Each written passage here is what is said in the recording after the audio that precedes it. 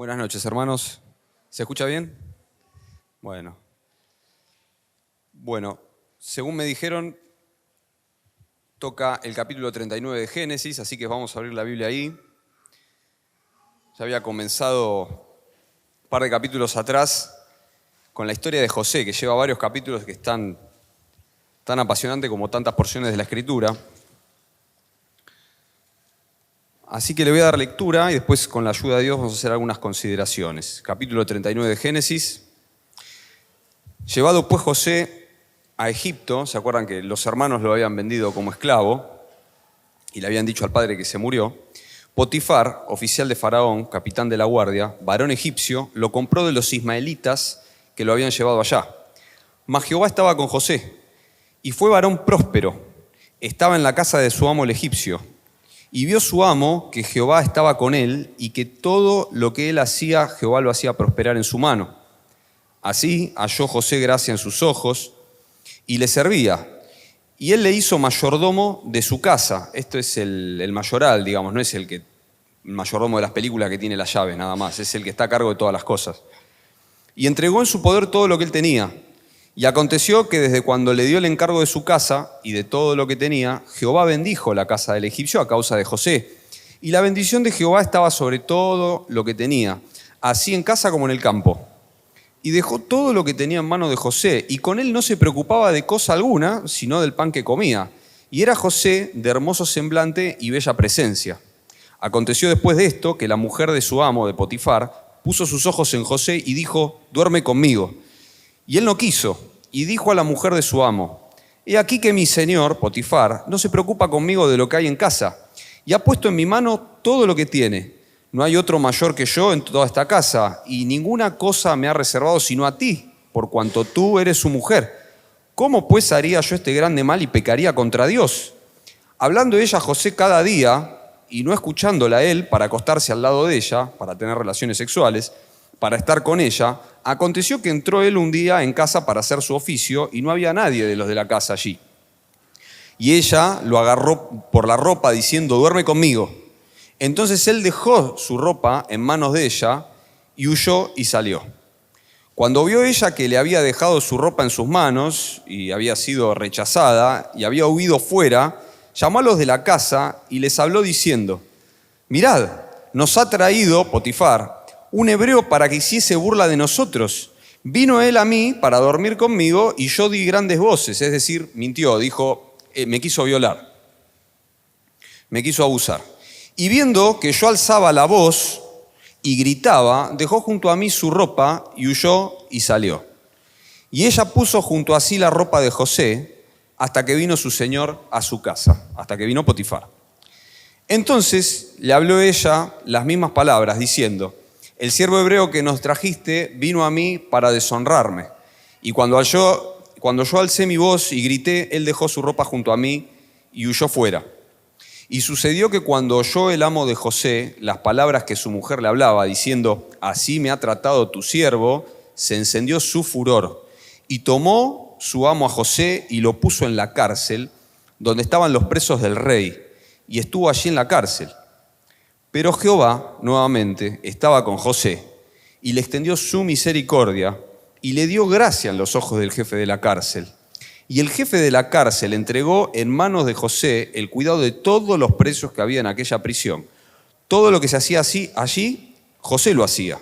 No necesitaba atender el jefe de la cárcel cosa alguna de las que estaban al cuidado de José, porque Jehová estaba con José. Y lo que hacía, Jehová lo prosperaba nuevamente. Hasta acá la lectura de la palabra de Dios. Es notable cómo resalta esta frase, que Jehová estaba con José. Pero Jehová estaba con José. Y es la clave de la vida de José. Lo que a José le pasó es terrible. Hay un mensaje de Omar que está en la página que se llama José, carne de diván, y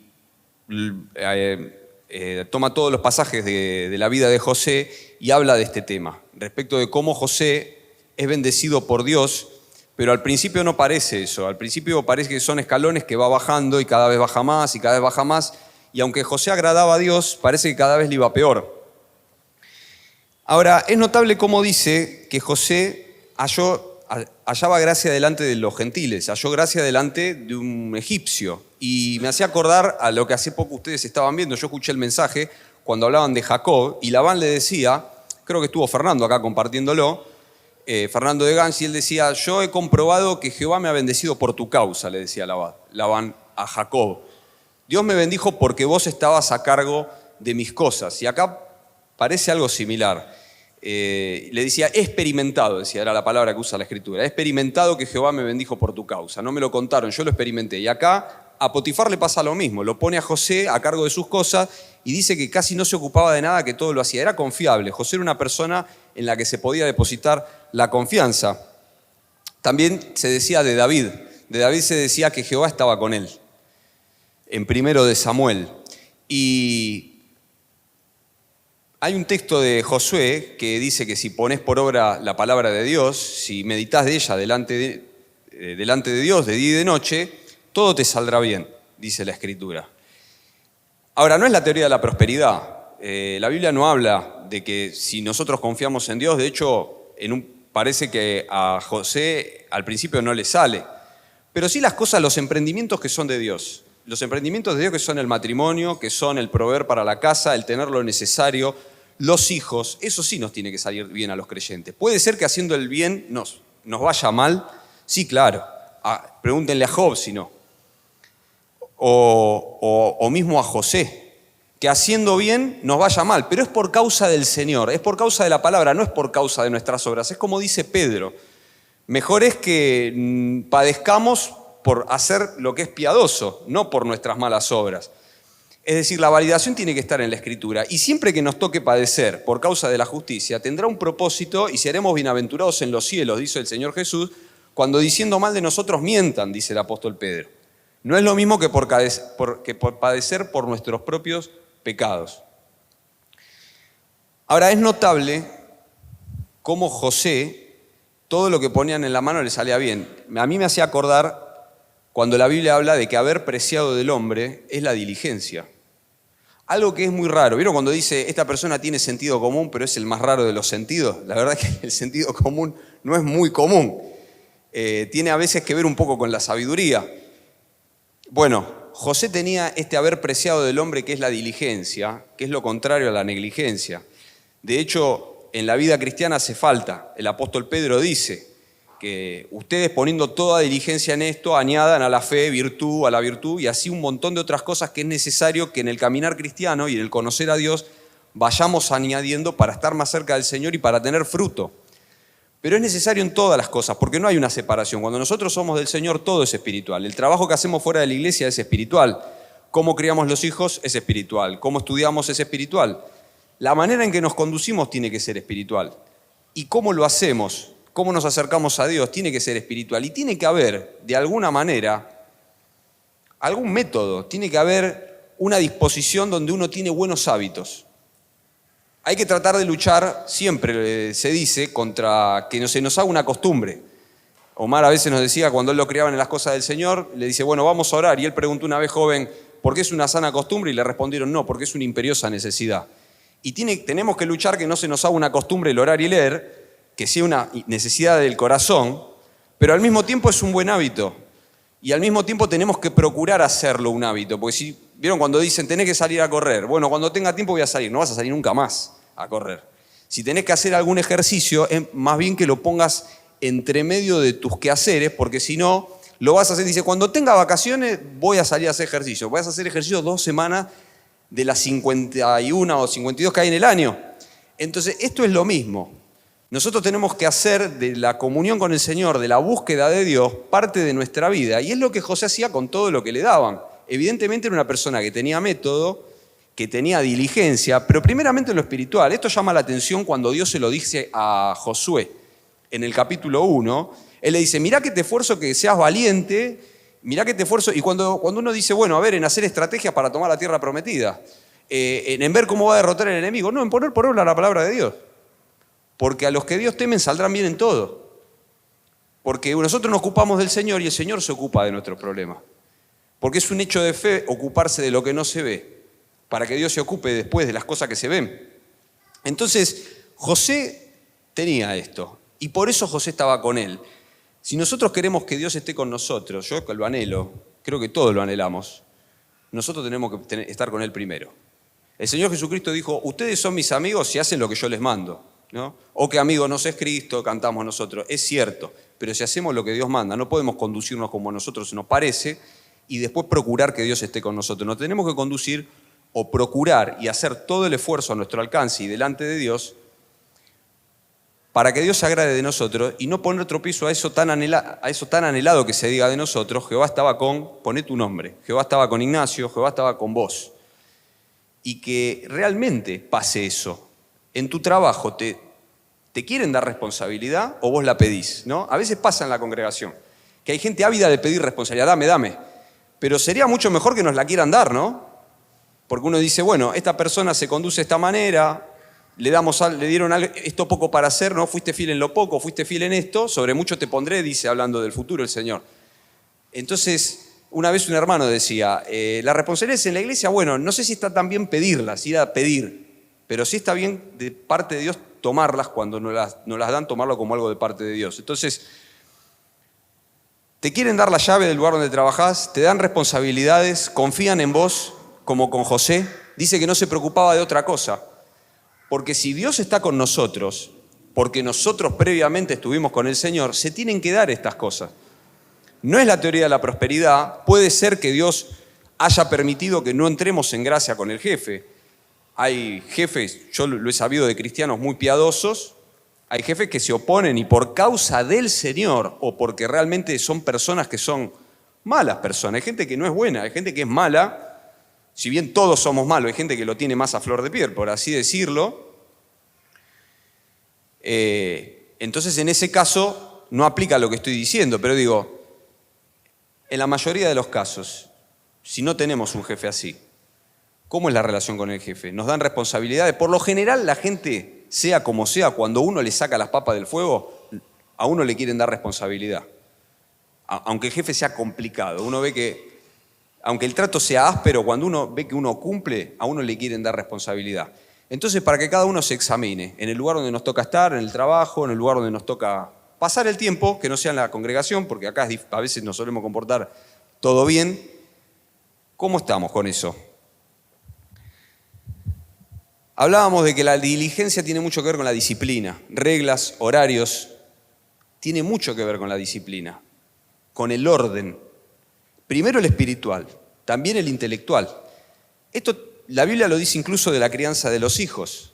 Criar a los hijos en disciplina y amonestación del Señor. Y hay un orden. Yo me noté para mí, esto no es bíblico, la Biblia dice en disciplina y amonestación del Señor. ¿Qué quiere decir? Bueno, disciplina tiene que ver con el orden, con las reglas, con las cosas que hay que cumplir. Y amonestación significa que hay que ponerle a los hijos las enseñanzas de Jesús en la mente. Después es orar y esperar en el Señor, que en algún momento lo quieran tomar. Y como decía Omar una vez de sus hijos, nosotros le podemos dar las enseñanzas de Cristo, no le podemos dar de su espíritu. Los hijos se tienen que arrepentir, por más que nazcan en una iglesia, no son hijos de Dios, ¿no? Si yo nazco en un garage, no soy auto, ¿no? Como decía una vez alguien. Bueno, si una persona nace en la iglesia, no es hijo de Dios, automáticamente se va a tener que arrepentir. Pero nosotros tenemos que colaborar con el Señor, no poniendo tropiezo y dándole sus enseñanzas. Entonces, primero disciplina, después amonestación del Señor. Yo trato de criar a mis hijos, yo tengo uno de 11 y una nena de 8. Y me preocupa muchísimo porque he visto muchos nenes que les dan las amonestaciones del Señor, pero no le dan disciplina. Y el nene es un maleducado, como decía una vez Marcelo de la Llave. No, lo que pasa es que mi hijo es hiperactivo, tu hijo es hipermaleducado. Y el pibe toca todo, no, lo que pasa es que bueno. No es así. No tiene que ser toque todo en tu casa, que te pise el sillón en tu casa. No el sillón en la casa de los demás, en la iglesia, que se suba a los lugares. No puede ser así. Y es muy difícil. Y esto corre por mi cuenta, hermano, no lo dice. Yo creo que la Biblia lo avala. No puedo decir que lo diga textualmente. Si no está la disciplina primero, la amonestación del Señor parece que no sirve. Parece que es como un mensaje partido, como que es un contramensaje. Que le estamos enseñando una cosa a nuestros hijos y por otro lado le enseñamos otra. Como que las reglas no se cumplen, que no valen, que son para los demás. Pero cuando entra con esto, incluso estas cosas que estamos diciendo, a mí me criaron así y en ese sentido yo siempre digo que mis padres no son del Señor, no lo eran y no lo son. Me criaron así, a mí me fue muy bien a la hora de tener que relacionarme con gente más grande, a la hora de tener que ir a la facultad, a la hora de tener que trabajar. me fue mucho mejor que otras personas porque mis papás me habían educado así. Entonces funciona en todos los ámbitos, no importa que sean cristianos o no. Estas son cosas que la tendrían que tomar todos, pero más responsabilidad tenemos nosotros, tenemos la Biblia.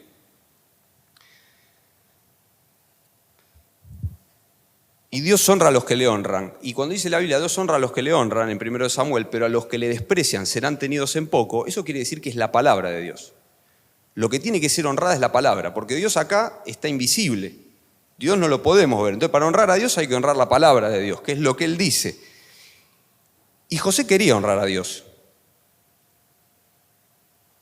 ¿Cómo habrá sido la relación con el Señor para tener esa determinación a conducirse de esa manera cuando las cosas le estaban yendo tan mal? ¿Qué esperanza que tendría que tener José de que Dios iba a manifestar en algún momento?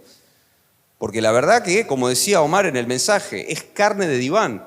Un muchacho que le pasó de todo, ¿no? Su mamá se murió cuando él era muy chico, a su papá no lo vio nunca más, los hermanos no lo querían, lo vendieron como esclavo. Sin embargo, no es un rebeldón, ¿no? No es una persona que vive enojada por la vida, a la que todo el tiempo hay que tenerle compasión porque le fue todo mal. Es una persona que busca al Señor y espera en Él. Y vaya que si después le va bien. Después se cuenta esto que tiene que ver con el acoso sexual que la mujer de Potifar hace sobre José. Hoy que está tan de moda hablar esto del acoso, esto es tan viejo como el ser humano. De hecho, cuando uno ve las listas de pecados del apóstol Pablo y de toda la Escritura, adulterio y fornicación, encabezan ahí. Siempre que hay carne, que hay ausencia de Dios, empezamos por ahí, después venimos con el robo, con todas las demás cosas, mentiras, etc. Pero empezamos con estas cosas, con adulterio y fornicación. Tenemos que saber, hermanos, no se puede hacer un mensaje de esto ni detenerse mucho, pero la sexualidad la creó Dios y cuando dice que terminó de hacer al hombre y dijo que se tenían que reproducir, después de eso dice que vio que era bueno y que era bueno en gran manera. Lo que pasa es que el hombre, que es impuro y retorcido, piensa que todo es como él. Entonces, el mentiroso piensa que le están mintiendo todo el tiempo. No sé si hablaron, no, me debe estar mintiendo, Seguramente la persona que piensa así porque él miente todo el tiempo. Y la persona que es infiel, piensan que todos son infieles y que el anillo lo tenemos, no sé, de adorno, o que es de cotillón. Bien, esto es así en el mundo, pero entre nosotros no debe ser así. Y esto que hizo José de escaparse es lo que dice la Escritura cuando dice huid de fornicación. De algunos otros pecados hay que resistir firmes al diablo, dice la Escritura, pero del pecado de fornicación dice que nos tenemos que escapar, no se lo puede dominar y no se puede tratar de luchar contra él. Esta es otra falacia que hay en el mundo, ¿no? A veces se escucha, y mismo entre cristianos, se escucha, ¿cómo? ¿No confías en mí? No, si leíste la Biblia no tenés que confiar ni en vos mismo. Yo no tengo que confiar en mí. ¿Qué pasa? No tenemos Biblia. A veces cuando hay problemas de dinero, me acuerdo me contaron de un hermano, ya está con el Señor, había habido un problema, habían invitado a contar la ofrenda, a mí me lo contaron, yo no era del Señor, así que la voy a contar más o menos como me la contaron. Habían invitado a contar la ofrenda a un hermano que cuando pasó la bolsa puso una ofrenda con una empaquetadura muy particular, ¿sí? Entonces le dicen a este hermano, fulano, ¿nos podés ayudar a contar la ofrenda? Porque la ofrenda se cuenta entre varios, justamente para que no la cuente uno solo y no se tiente. Entonces, cuando sacan todo, este hermano que había puesto la empaquetadura se da cuenta que esa empaquetadura no está. Y dice, acá falta mi ofrenda. Y este otro hermano del cual me contaron, que está con el Señor, agarró y se sacó la camiseta, el pantalón y se quedó en calzoncillo. Y dio vuelta el calzoncillo así, adelante de varones. Dio vuelta a todo. Y otro podría llegar a decir, ¿cómo? ¿Vas a desconfiar de mí? Sí, macho. Y nosotros no tenemos que tener ningún problema en mostrar lo que hay. Porque de entrada somos malos, sí, tenemos que desconfiar de nosotros mismos. Por eso los varones cristianos no llevamos una mujer que no es una hermana que no es nuestra mujer en el auto. Y si llega que la tenemos que llevar porque hay una urgencia, la llevamos en el asiento de atrás. No nos quedamos solos con una mujer que no es nuestra esposa. Y tratamos de tener esos cuidados porque en el fondo somos malos. Y el que diga lo contrario no la leyó porque somos malos. Y yo amo a mi esposa cuando la cuido así. Yo amo a mi esposa cuando tengo cuidado de mí mismo en otros lugares o con otras mujeres. Y mi esposa me ama a mí cuando tiene esos decoros y esos pudores. Eso es bíblico.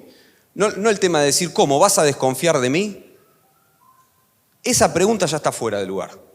Esa pregunta muestra que es una persona que por alguna razón, en el mejor de los casos, no la leyó. Volviendo al tema de la fornicación y del adulterio, uno podría llegar a decir, en el campo del razonamiento, como el diablo la sacó a Eva, hay un montón de razones para decir, ¿y si los dos se quieren, cuál es el problema? Ahora se habla del amor libre, el amor plural, de estar con varios. Si todos están de acuerdo, ¿cuál es el problema? Bueno, un montón de cosas. Y se puede dar razón con la Biblia de un montón de esas cosas, pero hay una sola que es que Dios dijo que no. Y cuando Dios dice que no, es por algo. Ya no tenemos más que ver cómo están las cosas afuera y cómo le fue al hombre cuando el hombre tuvo una idea mejor que la de Dios y dijo, a mí me parece que, y pasó todo lo que pasó hasta ahora. Entonces lo mejor que podemos hacer es creerle a Dios y saber que Él sabe cosas que nosotros no sabemos. Yo les voy a leer a ustedes algo que escribe un comentarista que se llama William MacDonald. Corre por cuenta de él. Pero dice, la actividad sexual fuera del matrimonio inevitable e irresistiblemente causa estragos en el culpable. Esto lo dice un texto de Corintios que dice que cualquier otro pecado está fuera del cuerpo, pero el que comete adulterio o fornica contra su propio cuerpo peca. Hay desórdenes mentales, nerviosos y emocionales que surgen de un sentimiento de culpa. Hay desórdenes de la personalidad que se pueden dar, dice este comentarista, por una vida laxa. Por supuesto, venidos al Señor, hermanos, Dios hace nueva todas las cosas. Hay restauración, como hay restauración de pecados, incluso de la homosexualidad, dice la Biblia, que hay gente que se ha restaurado. Pero no es gratis. Deja secuelas adentro.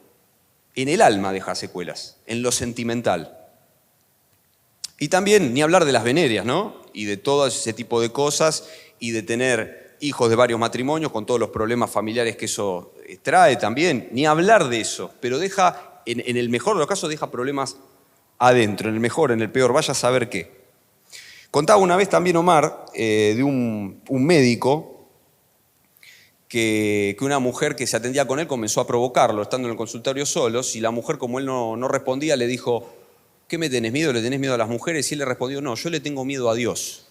Que fue algo parecido, era cristiano este médico, parecido a lo que José tenía miedo. José no le tenía miedo a la mujer. José tenía miedo de que Dios no lo bendiga.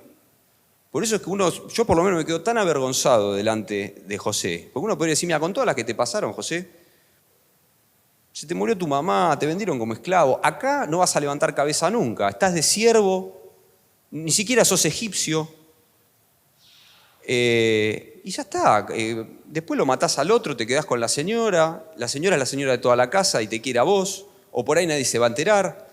Sin embargo, José tenía miedo de Dios. ¿Cómo haría este grande mal y pecaría contra Dios?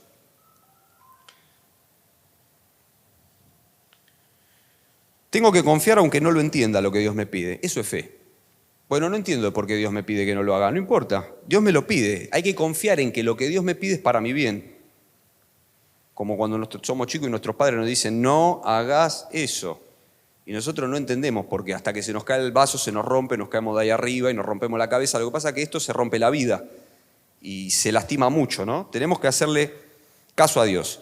El mundo es muy hipócrita con esto. Habla de libertad sexual, son todos, cuando hablan en la tele, parece que son todos muy abiertos. Después aparece las mujeres quemadas con alcohol porque la incendió. Aparecen los pecados violentos, la mató a golpe, las puñaladas, las 48 puñaladas, no una, 48. Ni hablar de las separaciones a los 2 años, a los 6 meses. Entonces uno dice, ¿qué pasó? Y pasaron los celos. No lo dicen porque queda mal por televisión. Pero el hombre y la mujer requieren de su pareja exclusividad, porque el sexo requiere exclusividad como Dios lo pensó. Y si yo uso el lavarropa como a mí se me ocurre y pongo el jabón en otro lado y no como Dios dijo en la Biblia, que es el manual de la vida, digo el lavarropa porque trae un manual, y se va a romper. Yo al lavarropa le puse la carga y se me ovaló el coso. Y cuando llamé al tipo le digo, me dijiste que eran 9 kilos. No, 9 kilos con agua y todo, me dice. El agua pesa un montón, pesa 1 kilo por litro. ¿Cuántos litros carga el lavarropa? Tenía que poner la mitad de ropa, metí todo un acolchado y se ovaló el tambor quedó ovalado. O sea, todo así, me lo tuve que llevar a que me lo... Eso por usar mal el lavarropa, por no leer bien el manual. No lo leí yo, en el manual decía que era con agua y todo los 9 kilos. Si nosotros no le hacemos caso a la Biblia, va a pasar eso con nuestra vida. Pasa eso, a la gente le pasa eso. Lo que pasa es que no saben en qué tropiezan. No saben distinguir su mano derecha de su mano izquierda, como dice Jonás.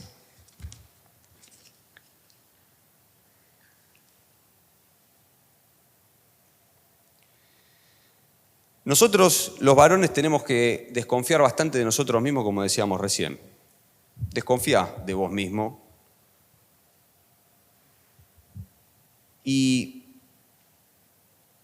Yo no tengo Facebook, no tengo Instagram, y la verdad que la mayoría no las conozco, así que me siento con libertad total para decir ciertas cosas. El otro día quise comprar algo usado, me contacté por teléfono, y la persona me tenía que recibir en la casa para ver eso usado. Me dice, pasame tu Facebook, no tengo. Pasame tu Instagram, no tengo. Me bloqueó directamente. Me perdí la compra completamente, pensó que lo iba a estafar, que lo iba a apuntar con la pistola. Así que no tengo. Dice la Escritura, las mujeres se atavían con pudor. Significa cohibidas del sexo opuesto, es decir, ojos bajos, no querer ser vista. Guarda para quién te sacás las fotos en Instagram. Guarda para quién publicas las cosas. ¿Buscás marido? Bueno, buscá marido, no busques mirones. ¿Buscá marido? Bueno, buscá marido. Porque la sexualidad está fenómeno y está bien. Y el escote por el ombligo entre 4 paredes. No en las redes. Porque los hombres también tenemos problemas con eso. Entonces dice, nadie ponga ocasión de pecar al hermano. Está bien. Hay varones que son un desastre y mira, aunque tengas una sábana puesta y parezca un lavarropa así que tapa todo, igualmente te chiflan por la calle. Bueno, corre por cuenta del varón que va por la calle, es todo el pecado de él, pero si la mujer lo ayuda, el pecado es compartido, no sé si me explico qué quiero decir, ¿no? Entonces, si sos cristiana, sos del Señor, bueno, si buscas marido, busca marido, no busques mirones. Fíjate qué publicas, fíjate cómo te vestís. Dice la Escritura con pudor. Todas esas cosas que tienen que ver con la sexualidad, porque acá está el pecado manifiesto, dijo, dormí conmigo. Pero la Biblia habla de impureza sexual, de la cual todos nosotros tenemos que tratar de ser limpios también. Y todo eso que dice impureza sexual son las cosas que no se cometen, pero se hacen en la mente. ¿Vieron que el Señor Jesucristo dijo, oíste que fue dicho, no cometerás adulterio? Pero yo os digo que cualquiera que mire una mujer para codiciarla, ya adulteró con ella en el corazón. Y bueno, en eso participamos los varones, y en cierta medida, en esto que estoy diciendo, pueden participar las mujeres también. ¿Y qué le pasó a José? Le fue fenómeno. Hizo el bien y le fue bárbaro. ¿Lo premiaron o no lo premiaron? A José le fue peor. Yo pienso, esto es un pensamiento mío que después de leerlo mucho tiempo, ¿no? Que Potifar algo desconfió de la señora porque para mí si no lo hubiera mandado a matar, no a la cárcel. Por ahí lo hubiera mandado en esa época directamente, si está comprobado. Entonces por ahí ya sabía que la señora era mirona. Y bueno, pero ya quedó la desconfianza y ya no, ¿cómo lo va a dejar ahí? Pero igualmente a José, que se la vayan a contar. De siervo ahora pasó a esclavo y está en una condición peor que antes. Y como hablábamos recién, somos bienaventurados cuando padecemos por causa de la justicia. Saca mucho las ganas, da mucha bronca, pero hay que fortalecerse en Dios, hay que buscarle. Y Dios honra a los que le honran. Tal vez se tarde, dice el Salmo, ¿no? Tal vez a una vigilia, a la otra vigilia, pero Él va a llegar. En algún momento Dios va a llegar si confiamos en Él y esperamos en Él. Y bueno, después la historia va a continuar y vaya que Dios llega para José. Después es exaltado por sobre todas estas personas que lo maltrataron. Pero José nuevamente en la cárcel le pasa lo mismo que con Potifar. Nuevamente tiene esa conducta y otra vez dice, pero Jehová estaba con José. ¿Y por qué? Porque José estaba con Dios, procuraba estar con Él. Y ese es el secreto de todo. Así como parece. Una vez hablando con una persona que tenía unos problemas, que estaba esperando en Dios, pero la espera no llegaba, me decía, ¿vos me querés decir que todo es leer y orar? No, no, está bien. No todo es leer y orar, pero sin leer y orar es como la base, ¿no? De ahí arrancamos. Es la manera en que nos comunicamos con el Señor. A veces los cristianos pensamos que tener muchas actividades cristianas nos acerca a Dios. Y no está mal, está muy bien.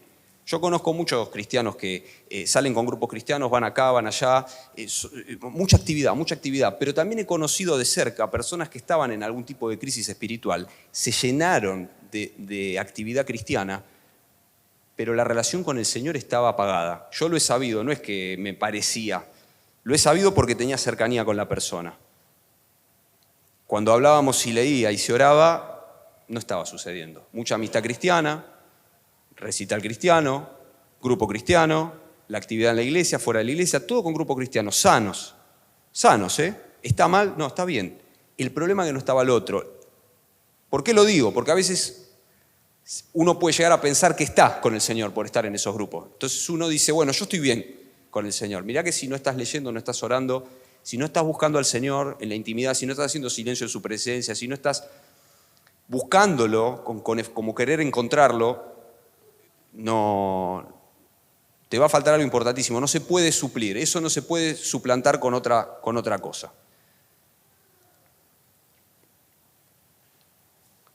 Dios tenía un plan con José, como con Job. Lo que pasa es que muchas veces Dios no nos revela ese plan. Y a veces lleva un tiempo. El problema es la paciencia, es esperar.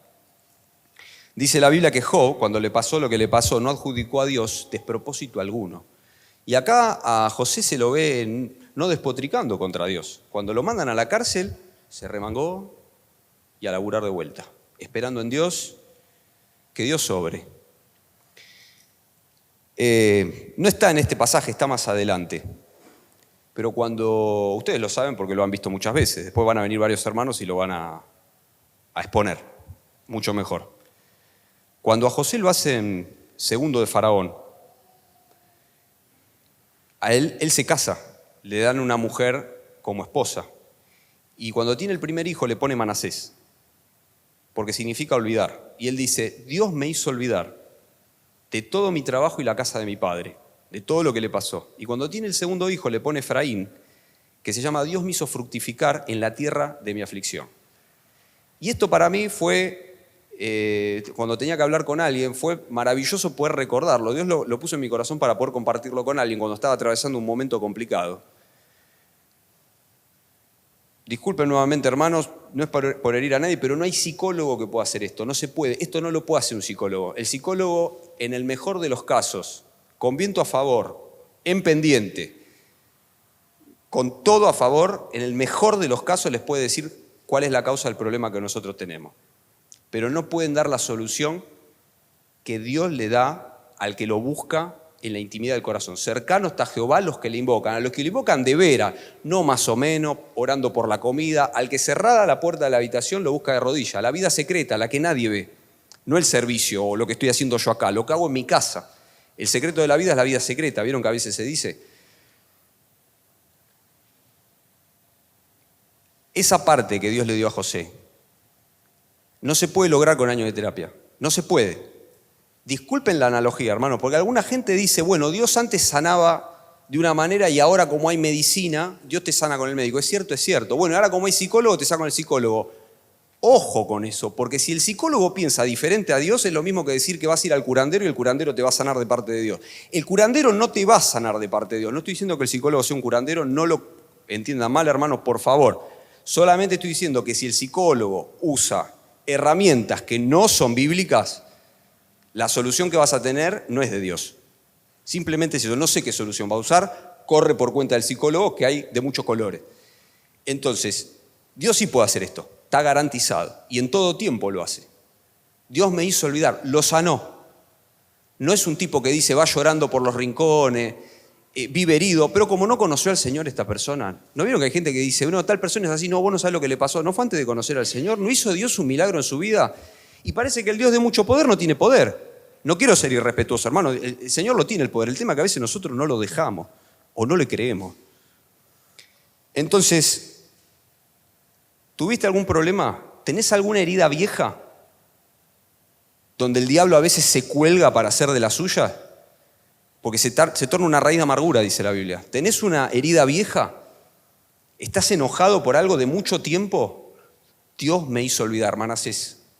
Dios me hizo olvidar. Pero para el que le busca, Dios estaba con José porque José estaba con Dios.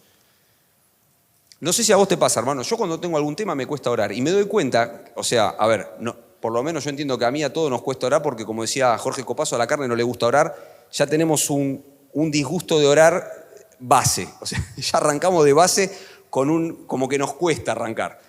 Pero si encima tengo que ponerme a cuentas o me tengo que examinar en algo que medio que me molesta, yo noto que a mí me cuesta más ponerme a orar. No sé a vos qué te pasa. Me cuesta más todavía. Bueno, es cuando más nos tenemos que esforzar. Porque si no, eso no se va a resolver con actividad cristiana, con el psicólogo. La falta de ponernos a cuentas con Dios para que Dios esté con nosotros no se resuelve con actividad cristiana, con servicio, con psicólogo o no sé, o con deporte, no sé, o con la actividad que te guste. Se resuelve en la presencia de Dios de rodillas, viendo si hay que doblegar alguna actitud o pidiéndole a Dios que se aparezca. Simplemente, Señor, ayúdame. Les dijo José a los hermanos, más adelante, ustedes pensaron mal contra mí, pero Dios lo encaminó a bien. ¿Vieron donde dice los propósitos de Dios, del hombre, y lo que hace el diablo, y lo que hace una persona, Dios a través de una persona que está dispuesto a ponerse en sus manos? Ustedes pensaron mal contra mí, le dice a los hermanos, pero Dios lo encaminó a bien. Hermanos, hermana, que el Señor te bendiga y me bendiga a mí para poder tener esta porción que tenía José. Para hacer lo que haga falta de tener esta porción que tuvo José, de poder decir, mirar para atrás y decir, Manasés. Sí, Dios me hizo olvidar, yo tuve este problema, ya no me acuerdo. Y Dios me hizo fructificar, además tuve fruto. Donde antes fui afligido, en la tierra de mi aflicción, donde la pasé realmente mal, Dios me hizo prosperar y ahora estoy bien. Señor, les bendiga.